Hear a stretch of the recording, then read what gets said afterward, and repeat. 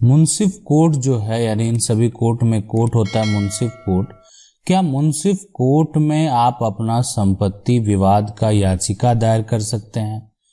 मुंसिफ court होता क्या है, कहाँ जाना होता है आपको, ये कहाँ रहता है और किस मामले में आप यहाँ पर केस फाइल कर सकते हैं? अगर आपका जमीन का विवाद है तो क्या आप मुंसिफ अदालत में जाकर जो है यानी अपने जो आपके विपक्षी हैं उसके खिलाफ केस फाइल कर सकते हैं?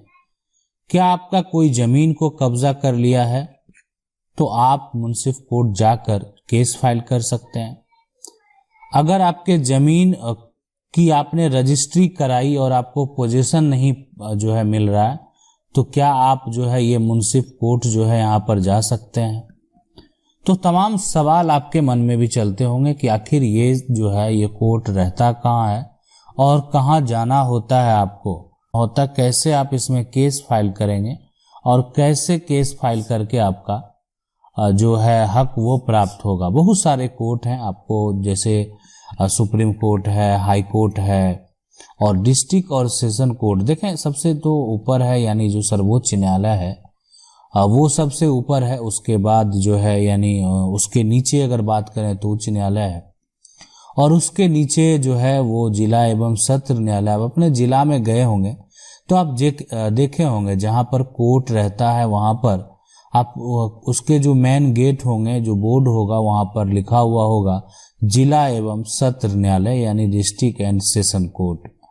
अब लेकिन वहां पर जो जिला और सत्र न्यायालय है उसमें दो पक्ष का जो है वो एक तरह से कार्रवाई किया जाता है, केस फाइल किया जाता है। एक होता है सिविल साइड, दूसरा होता है क्रिमिनल साइड।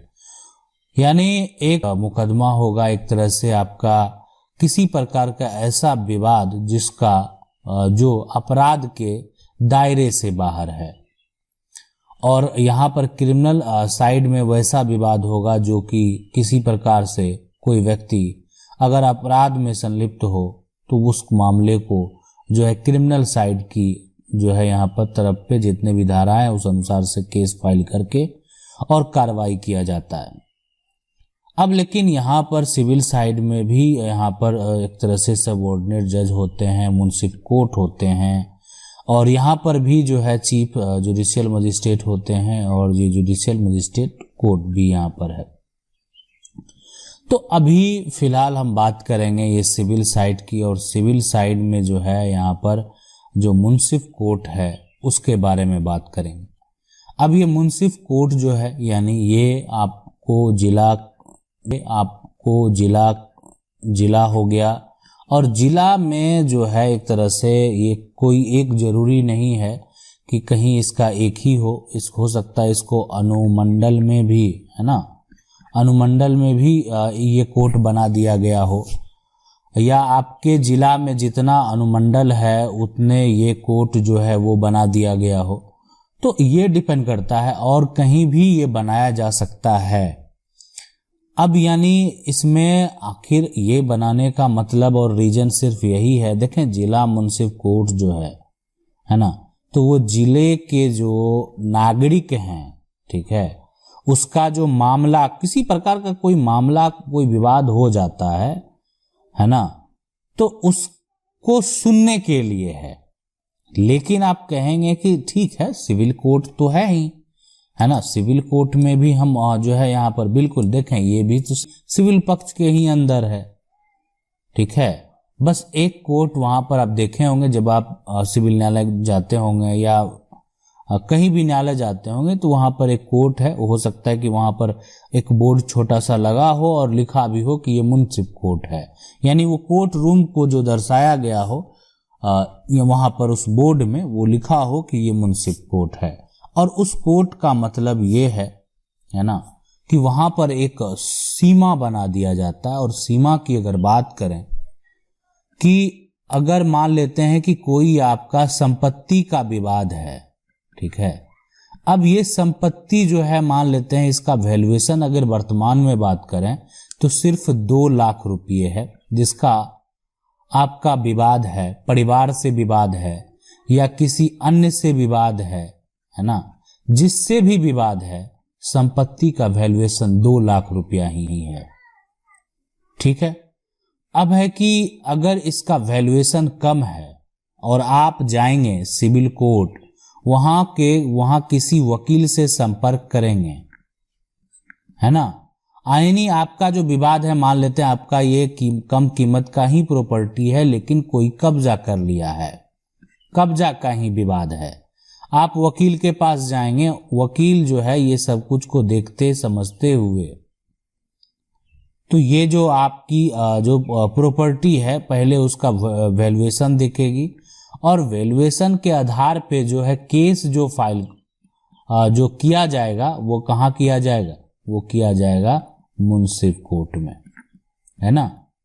यानी आपका केस जो है वो सिविल कोर्ट में फाइल नहीं किया जाएगा, है ना। तो अभी आप ही सोचें कि ये जो केस फाइल हुआ वो हुआ मुंसिफ कोर्ट में, लेकिन है वो सिविल साइड के, है ना। ऐसा नहीं है कि वो आपका सिविल साइड में ही वो कोर्ट है।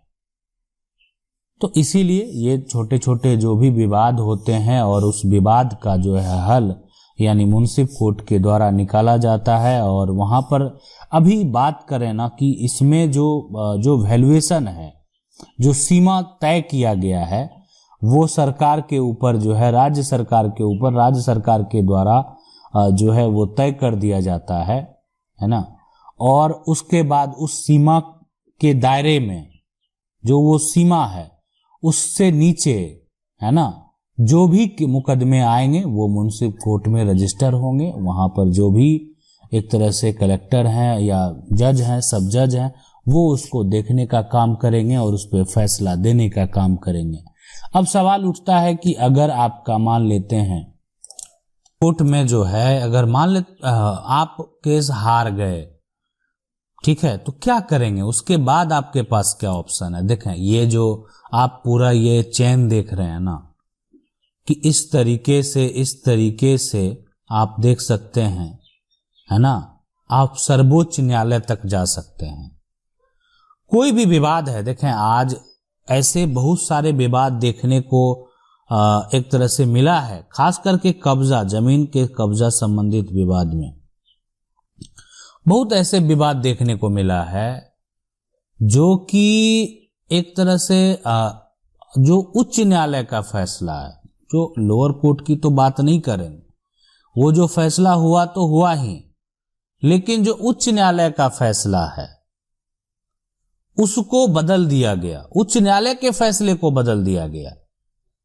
यानी सर्वोच्च न्यायालय का जब फैसला आया तो जो उच्च न्यायालय का जो फैसला है उसको बदल दिया गया। क्यों? इसीलिए कि वहां पर जो है, अगर जो हाई कोर्ट के द्वारा सुप्रीम कोर्ट को अगर लगता है कि ये जो फैसला है इसमें कहीं ना कहीं संशोधन करने की जरूरत है, ये जो फैसला है वो कहीं ना कहीं इसमें चूक हुई है, तो उस केस में सुप्रीम कोर्ट के द्वारा यानी सर्वोच्च न्यायालय के द्वारा जो फैसला दिया जाता है, और वो एक बार दे दिया गया तो वो बदलने वाला नहीं है, वो एक फाइनल डिसीजन होता है जो सर्वोच्च न्यायालय के द्वारा फैसला दिया गया। बहुत सारे ऐसे जजमेंट आप देखे होंगे जहां पर जो सर्वोच्च न्यायालय का जो फैसला हुआ वही फैसला मान्य हुआ। अब यहां पर बहुत सारे कब्जा विवाद में अगर देखा जाए तो जो निचली अदालत हैं वो वैसे लोगों के पक्ष में फैसला दिए हैं जो कि एक तरह से उस पे 12 साल से अधिक समय से कब्जा में है, मतलब यानी एडवर्स पोजीशन का दावा यानी मालिकाना हक का जो है यहाँ पर दावा करता है सुप्रीम कोर्ट के द्वारा। यानी जो संपत्ति का मालिक है, जिसके पास संपत्ति का दस्तावेज है, जिसके पास संपत्ति का प्रॉपर्टी का पूरा टाइटल है, उसके पक्ष में फैसला दिया गया। बहुत सारे ऐसे जजमेंट देखने को मिलेंगे और यानी सुप्रीम कोर्ट के जजमेंट को, सुप्रीम कोर्ट के रूल और रेगुलेशन को जो उनके नीचे हैं उसको फॉलो भी करते हैं। तो इस तरह का किसी भी प्रकार का विवाद, तो विवाद के लिए अब डिपेंड करता है कि आपका कोर्ट है कहाँ। आप जिस जिले में हैं, आप जिले में जाने की जरूरत नहीं है, आप अपने अनुमंडल में जाएंगे, जहां पर अनुमंडल में कोर्ट अगर आपका बना हुआ है है ना। तो उस केस में वहां पर एक मुंसिफ कोर्ट होगा। आपका वैल्यूएशन अगर कम होगा तो आपका केस वहां जो है कम कॉस्ट में फाइल होगा और आप जो है केस जीत करके आप अपना समस्या का जो है हल है वो पा सकते हैं। आशा करते हैं वीडियो अच्छा लगा होगा। वीडियो को लाइक जरूर कर दें। चैनल को पहली बार देख रहे हैं सब्सक्राइब करके जो बेल आइकन है उसको जरूर दबा लें। मिलते हैं अगले वीडियो में, तब तक के लिए जय हिंद।